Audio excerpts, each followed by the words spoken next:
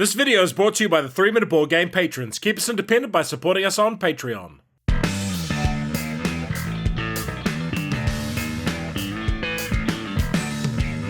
Kia ora koutou, and welcome to Ticket to Ride Europe in about 3 minutes. Review copy used. It has no solo mode. It's a game for 2 to 5 players. Playing time is medium, and it's a pretty simple game. In Ticket to Ride Europe, you are competing to travel all around Europe on its various trains and ferry lines. Can you travel the most distance and collect the most tickets to win the game? The game ends shortly after one player has 2 or less trains remaining. The winner is the player with the most points, and you get them from building train lines and completing tickets. Drafting. You will draft cards from a central display. Network building. You'll build networks on the board to score points. Card management and set collection. You need to collect sets of cards to claim routes, and there is no hand limit. Player turn. Start the game by giving each player all of their train cards and 4 ticket cards. They can choose to keep any number of these, but failing to complete tickets loses you points. On your turn, you will take one of 4 actions. The first action is to draw 3 new tickets. You must then choose at least one of those to keep. In the game, there are 8 different coloured cards, as well as locomotives, which are wild cards that count as any and all colours. The second action you can take is to draft 2 cards from the display. You may take one card, replace it, and then take another. And you can take any combination of card colours. But if you take a locomotive, it counts as both your card drafts for that turn. However, you may choose to blind draft off the top of the deck, in which case you might get lucky and draw 2 of those locomotives.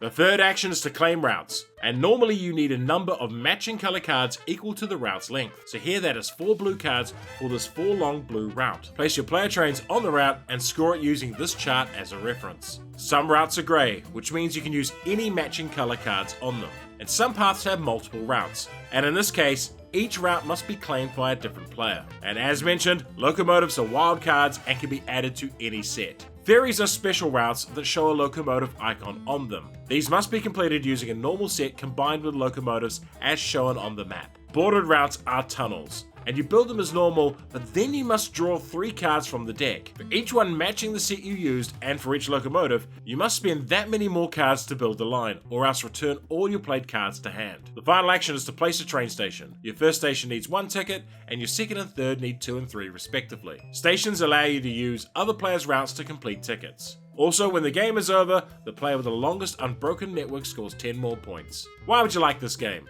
Everything I said about Ticket to Ride in my previous review rings true for Ticket to Ride Europe, but there are some notable differences between the game. Europe is like an advanced mode of the original Ticket to Ride, adding in ferries, tunnels, and having a more complex map, meaning it is a little bit more challenging. And there is a long debate about which game is better, but in terms of sales and ratings, they're very, very close. I personally see Europe as the better pick of them because it does have a more interesting map, and while tunnels are frustrating, they are interesting. So once again, this is a game ideally suited for casual gamers and families. The best thing about this game is that the board starts as an open canvas and every game evolves differently, just like the original. However, if you are playing it with family, you should really try the original first just in case that's the right level for your group. And even though it's a step up in complexity, it's a very small step up. If you buy this thinking it's a deeply complex Euro game, you're gonna be disappointed. You can see our review of the original Ticket to Ride here, and for a different take on trains, try Maglev Metro. Ticket to Ride Europe.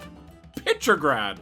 What year is this game? And if you enjoyed this video, hit the notification button, like, share, and subscribe to the channel.